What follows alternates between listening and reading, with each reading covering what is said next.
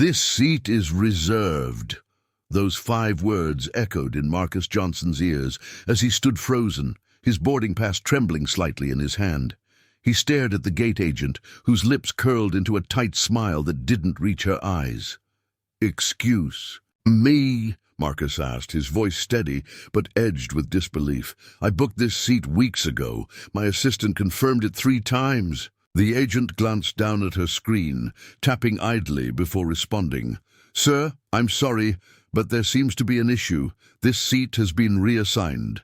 Marcus followed her gaze toward the plane entrance, just in time to see a white man stepping through, settling comfortably into his first-class seat. The injustice burned like acid in his chest. "Reassigned? To whom?" "That's my seat," Marcus pressed, leaning forward slightly. His tone remained calm, though frustration simmered beneath the surface. "I assure you, sir, we're handling this professionally," the agent replied, her voice clipped. But professionalism didn't mask the dismissive undertone. Marcus had heard it too many times before. As she turned away to assist another passenger, Marcus felt the weight of the moment pressing down on him. He wasn't just fighting for a seat, he was battling something far larger, far more entrenched, and he knew this wasn't over, not by a long shot. The terminal buzzed around Marcus, indifferent to his plight. Passengers shuffled past, some glancing briefly at the growing tension between him and the gate agent, while others ignored it entirely. One woman held up her phone, recording the exchange without saying a word. Her expression was unreadable, but Marcus could feel the judgment radiating from behind the lens. A businessman nearby whispered to his companion, loud enough for Marcus to hear, "Probably making a scene over nothing." The comment stung more than Marcus cared to admit. It wasn't the first time someone had reduced his valid concerns to mere theatrics. Others smirked or shook their heads, reinforcing the suffocating sense of isolation Marcus felt. No one stepped forward to support him, not even when the gate agent casually allowed another passenger to bypass protocol and board early. Each reaction compounded the humiliation gnawing at Marcus. Was this how they saw him? As someone who didn't belong here, despite all he'd achieved? The thought clawed at his resolve, threatening to unravel years of carefully cultivated composure. Yet beneath the anger lay a quiet determination, a promise to himself that this wouldn't end here. Marcus clenched his fists so tightly that his knuckles turned white. His mind raced, replaying every microaggression he'd endured throughout his career, the backhanded compliments, the skeptical stares, the subtle exclusions. Each memory fueled the rage bubbling inside him, demanding release. But professionalism anchored him. Years of navigating corporate spaces where being black meant constantly proving himself had taught Marcus restraint. Losing control now would only confirm their stereotypes, wouldn't it? Still, the urge to confront the gate agent burned fiercely. "You think I don't know what this is about?" he wanted to shout. Instead, he exhaled slowly, forcing his shoulders to relax. His jaw tightened as he wrestled with the decision. Should he walk away, swallowing yet another indignity? Or should he push back, risking further conflict but standing up for himself? The internal battle raged silently, his breathing shallow as he weighed the cost of defiance against the price of silence. For a moment he considered letting it go, for the sake of avoiding trouble, but something deep within refused to yield. Not this time. Finally Marcus spoke, his voice low but laced with steel. "You'll regret this," he said, locking eyes with the gate agent, her brow furrowed, caught off guard by the intensity in his tone. "Sir, please understand, these things happen—" "No," Marcus interrupted, cutting her off with a sharp shake of his head. "These things don't just happen, not to people like you, only to people like me." His words hung heavy in the air, punctuated by the faint hum of airport chatter. Without waiting for a response, Marcus stepped back, his movements deliberate. He wasn't defeated, he was calculating. Every ounce of frustration coalesced into resolve.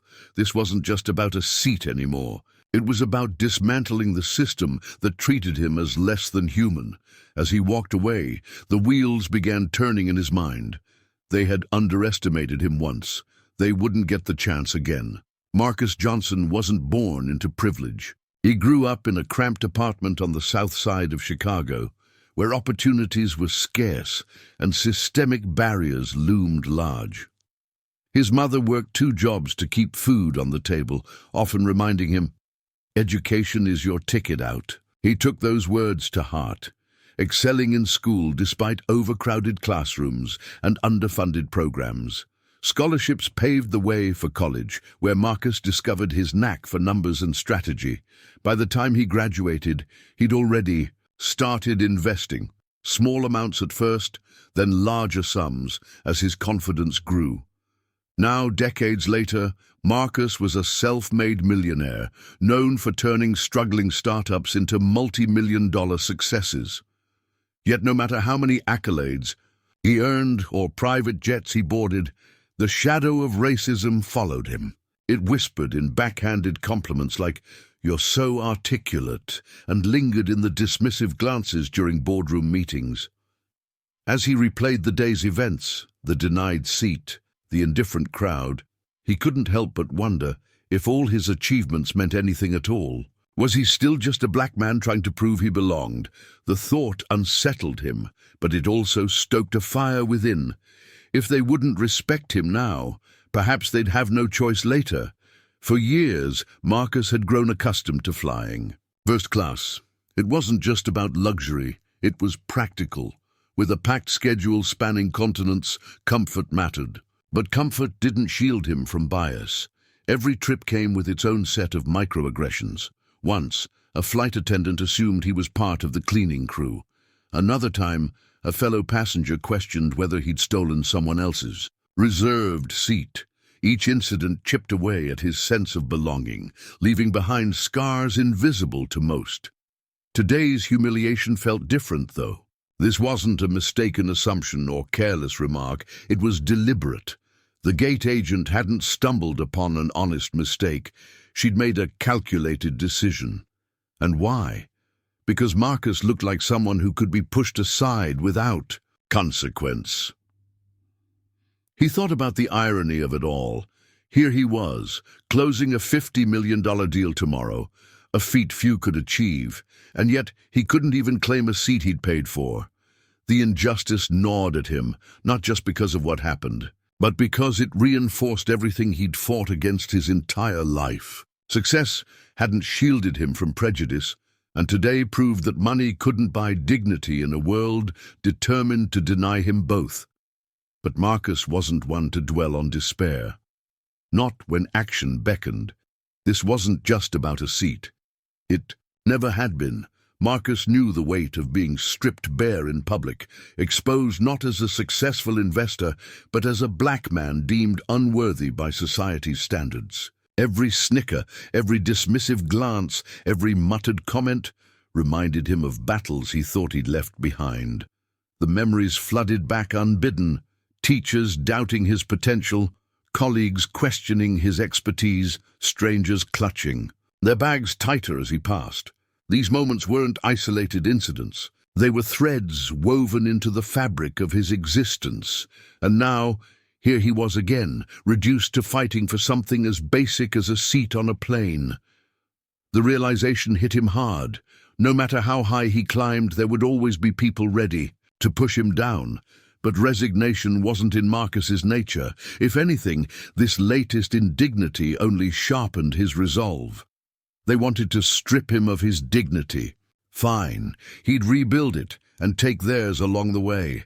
With renewed determination, Marcus began planning his next move. Each section continues the narrative seamlessly, layering emotional depth while setting the stage for Marcus's eventual retaliation. Let me know if you'd like to proceed further. Marcus approached the check-in counter, his boarding pass and ID neatly arranged in hand. He expected a quick transaction. Instead, he was met with hesitation. The agent forced a smile that didn't reach her eyes as she tapped repeatedly on her keyboard. "Let me just double-check your luggage weight, sir," she said. Though Marcus had already confirmed it online, he watched her frown deepen with each unnecessary question. About carry-on dimensions, about travel insurance he'd declined. Multiple times before. Every pause felt deliberate, every glance at him heavy with unspoken judgment. For a moment, Marcus wondered if he was overthinking it. Was this truly bias, or just an inefficient system? But then she glanced up briefly, her tone shifting slightly, as another passenger breezed through without issue. Pushing aside his unease, Marcus reminded himself of the $50 million deal awaiting him tomorrow. This wasn't worth his energy. Not yet, or so he told himself. At the security checkpoint, chaos reigned. Passengers shuffled forward in fits and starts, their patience wearing thin. That's when Marcus noticed her. A white woman cutting ahead. Of him without apology. The security staff barely batted an eye. Instead, they ushered her through with a polite nod while scrutinizing Marcus more closely. "Step aside, please," one officer instructed curtly, gesturing for additional screening. Marcus complied silently, watching others move past him effortlessly. A businessman with a laptop bag sailed through untouched. A family with children received only cursory checks. Yet here he stood, enduring extra scans and probing questions. Frustration simmered beneath his calm exterior. Logically, he knew delays happened, but logic couldn't silence the growing suspicion that something deeper was at play. Still, Marcus swallowed his irritation. He had bigger priorities today. Or so he thought. By the time Marcus reached the gate, his earlier frustrations had begun to coalesce into something sharper. So when the agent greeted him with a vague explanation, his skepticism flared instantly. "Sir, we're experiencing some technical difficulties with your reservation," she said, avoiding his gaze altogether. "Technical difficulties," Marcus repeated, incredulous. "My assistant confirmed this booking 3 times yesterday. Are you telling me there's still a problem?" Her response was evasive, almost rehearsed. "These things happen occasionally. Let me see what I can do," but her actions betrayed her words.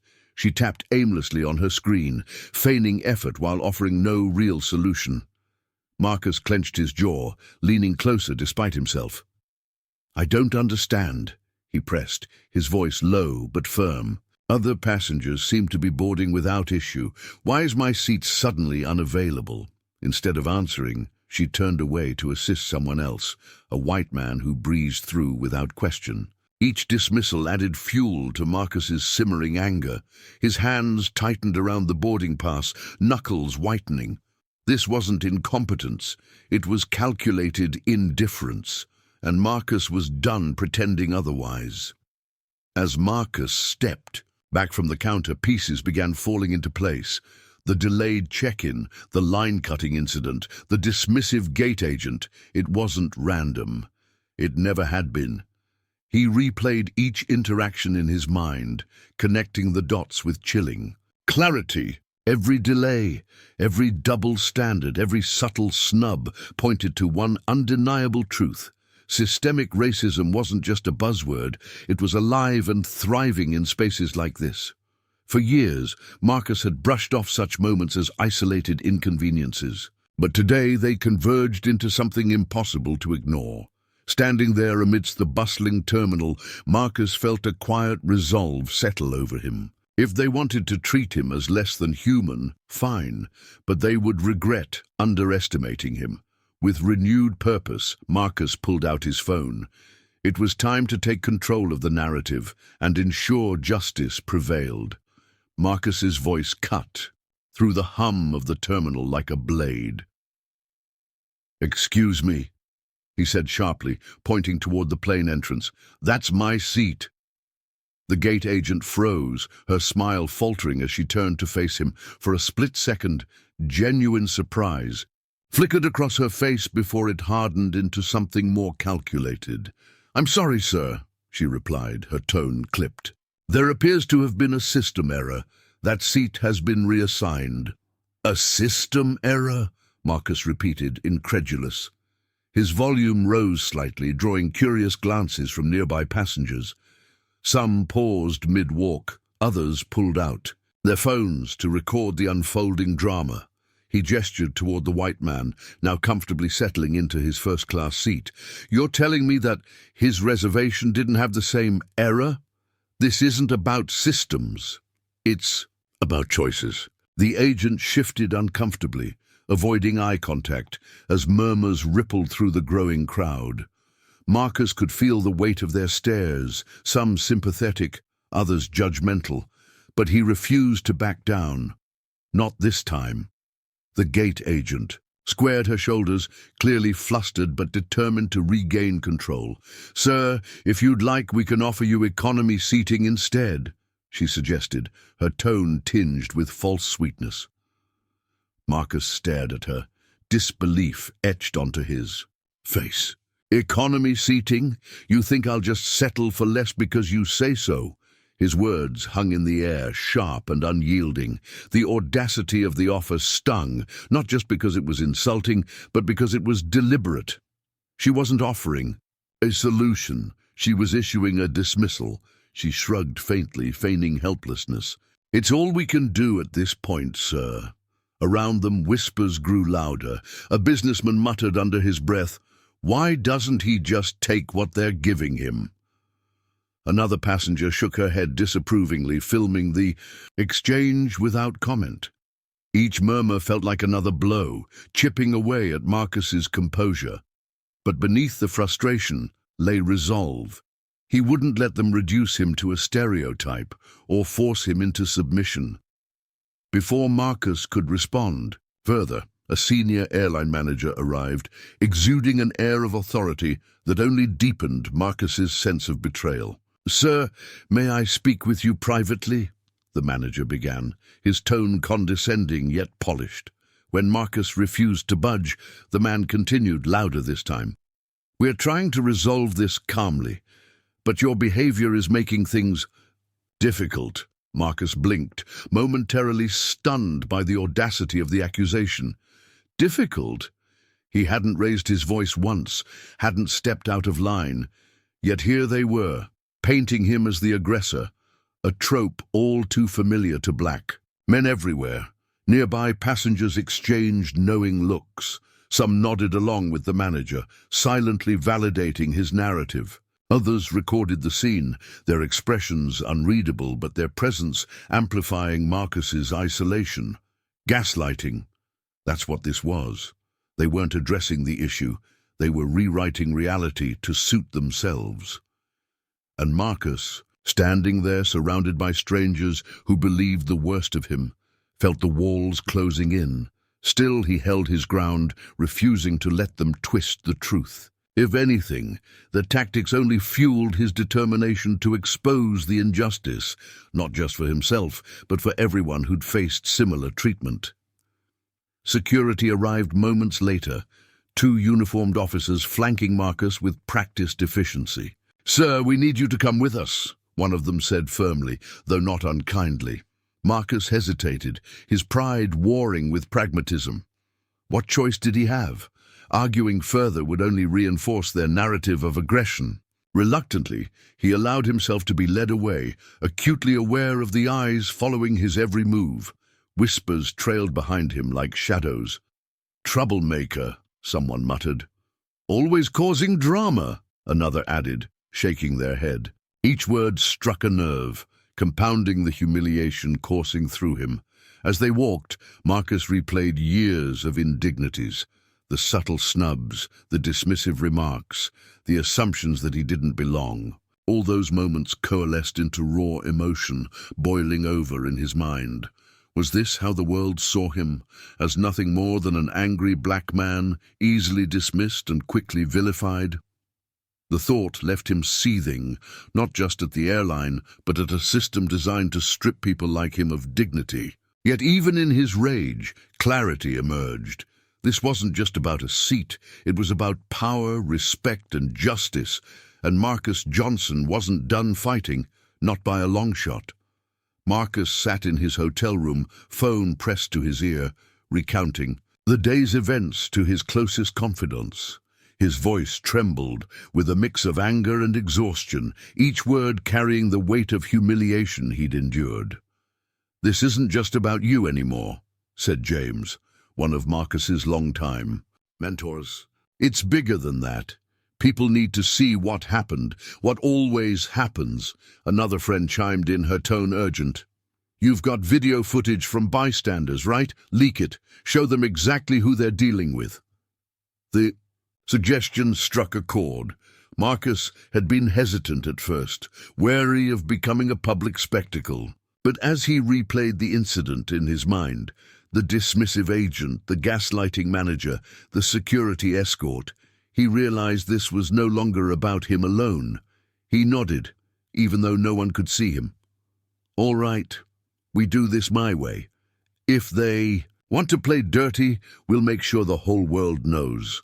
With renewed purpose, Marcus drafted a plan. The airline thought they'd silenced him. They were wrong. By morning, an email landed in Marcus's inbox, a generic apology from the airline. "We regret any inconvenience caused by our team and assure you this is not reflective of our values," it read. Marcus stared at the screen, incredulous. Not reflective of their values? The words rang hollow against the vivid memory of being escorted away like a criminal. "They don't get it," he muttered under his breath. "This isn't about inconvenience, it's about dignity." The email wasn't an olive branch. It was a band-aid slapped over a gaping wound. Marcus knew its purpose, to pacify him quietly, to bury the issue before it gained traction. But Marcus wasn't interested in quiet resolutions anymore. With his network mobilized and evidence mounting, he deleted the email without a second thought. It was time to turn the tables and let the world decide what justice looked like. The next day, Marcus met with Evelyn Carter, a high-profile civil rights attorney known for dismantling systemic biases in corporate America. Together, they pored over documents detailing the airline's policies and practices. "What do you have?" Marcus asked, leaning forward. Evelyn slid a folder across the table. "Patterns, complaints filed by passengers alleging racial profiling, discrepancies in how black travelers are treated compared to others. And here," she tapped a page emphatically, "evidence of repeated violations of federal anti-discrimination laws." Marcus felt a surge of vindication. This wasn't isolated negligence, it was institutionalized prejudice. Armed with irrefutable proof, he finally held the upper hand. "We take this public," Evelyn advised, her voice steady but fierce. "Expose the rot at the core of their operation. Once people see the truth, there's no coming back for them." For the first time since the incident, Marcus allowed himself a small smile. The power dynamic had shifted. No longer was he the victim. Now he was the catalyst for change. As he left the meeting, Marcus sent a single text to his team: "Prepare for war." That evening, Marcus posted a scathing tweet thread detailing his experience. Within minutes, the internet erupted. Clips of the confrontation surfaced, shared by passengers who'd recorded the exchange. Hashtags like "Justice for Marcus" trends globally, drawing outrage from millions. Celebrities amplified the message, calling out the airline's hypocrisy. Journalists scrambled to cover the story, framing it as yet another example of systemic racism in action. Public opinion turned swiftly against the airline. Social media flooded with personal stories from other black travelers recounting similar indignities. Each post added fuel to the fire, turning Marcus's fight into a collective demand for accountability. As comments poured in, some offering support, others sharing their own experiences, Marcus felt a sense of solidarity he hadn't expected. This wasn't just his battle anymore. It belonged to everyone tired of being unseen and unheard. And the airline, they were only beginning to feel the heat. Inside the airline's headquarters, chaos reigned. Executives shouted over one another, debating strategies to contain the PR nightmare spiraling out of control. "We need a statement. Now!" one executive barked, while another frantically scribbled talking points. Their fear was palpable. Calls from regulators rolled in alongside threats of lawsuits. Activist groups organized protests outside their offices, vowing to boycott until real change occurred. For the first time, the airline faced consequences far beyond bad press. Their carefully constructed image crumbled under the weight of undeniable truth. And Marcus, he watched silently, knowing the worst was yet to come. For them, the backlash hit like a tidal wave. Passengers flooded social media with refund requests, tagging the airline in posts that condemned its discriminatory practices. Influencers joined the chorus, urging followers to cancel their flights under the rallying cry, "Dutch Justice for Marcus." Outside the airline's headquarters, protests erupted. Hundreds gathered, holding signs emblazoned with slogans like "No justice, no flights," and "Systemic racism takes off here."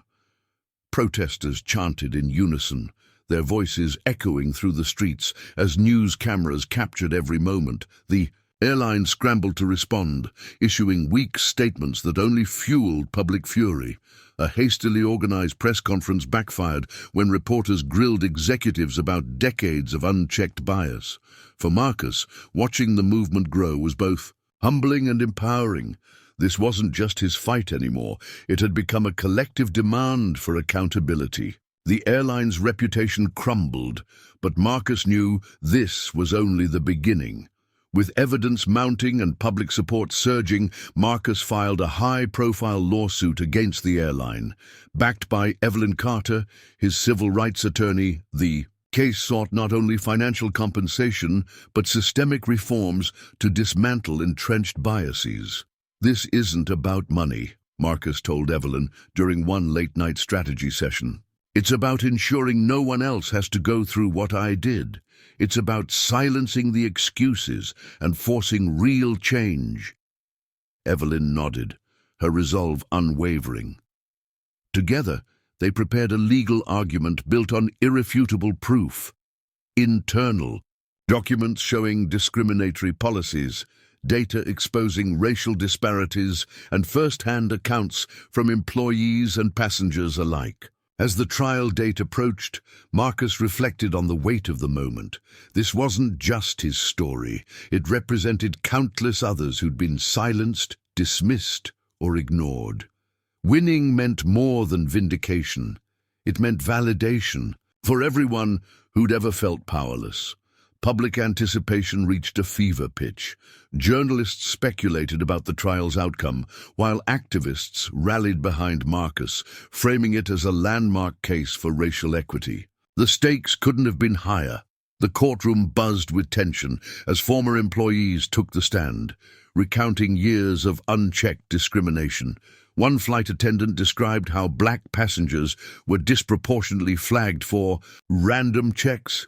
Another testified about being reprimanded for speaking out against racially biased training materials. Data analysts followed, presenting damning statistics. Black travelers were 3 times more likely to face scrutiny at security checkpoints and twice as likely to receive subpar service on board. Each revelation painted a picture of institutionalized racism so pervasive. It shocked even the judge. When Marcus finally testified, the room fell silent. His voice steady but charged with emotion, he recounted the events of that fateful day, not just the humiliation, but the realization that his experience was part of a larger pattern. "It's not just about one seat," Marcus said, looking directly at the jury. "It's about dignity, respect, justice. If we don't address this now, nothing will change." The judge leaned forward, visibly troubled. "These allegations are deeply concerning," she remarked. "If proven true, they represent a failure not just of this company, but of an entire system." By the end of the testimonies, there was no doubt. This case wasn't just about Marcus or the airline. It exposed the cracks in an industry built on inequality, demanding accountability far beyond one courtroom. The verdict came swiftly, guilty on all counts. Gasps filled the courtroom as the judge announced a record-breaking settlement, a multi-million-dollar payout to Marcus and sweeping mandates for reform across the airline industry. Mandatory diversity training programs, independent audits of discriminatory practices, and transparent reporting on racial equity metrics, all were ordered as part of the ruling. Supporters erupted in cheers, celebrating not just a personal victory, but a historic step toward justice. For Marcus, the moment was bittersweet. He thought of every indignity he'd endured, every microaggression he'd brushed aside. Now, standing, vindicated, he felt a profound sense of closure, but this wasn't just his win. It belonged to everyone who'd stood with him, amplifying his voice and demanding change. As he left the courthouse, surrounded by supporters, Marcus knew the fight wasn't over. It had only begun. At a packed press conference, Marcus stepped up to the podium, his presence commanding yet humble. "This isn't about me," he began, his voice resonating with conviction. "It's about ensuring no one else has to endure. What I did today, real change starts with accountability, and today we took a step in the right direction." He urged listeners to keep fighting, emphasizing that systemic racism wouldn't vanish overnight. "We've exposed the problem. Now let's work together to fix it." Applause erupted, followed by chants of gratitude. Reporters scribbled furiously, capturing the historic moment. As Marcus stepped away from the mic, he allowed himself a small smile. The road ahead would be long, but hope burned brighter than ever. For the first time, the future felt within reach. What would you have done if you were in Marcus's shoes? This story isn't just about one man, it's about all of us. Stories like this happen every day, hidden behind closed doors or brushed aside as isolated incidents. But we know better. We know that systemic racism persists because silence allows it to thrive. Your voice matters. Share your thoughts in the comments below. How can we continue pushing for equity and fairness? Let's keep fighting until justice becomes the norm, not the exception. And don't forget to like, subscribe, and join the movement. Together, we can turn these conversations into action and create a world where everyone is treated with dignity and respect. The fight doesn't end here. It starts now.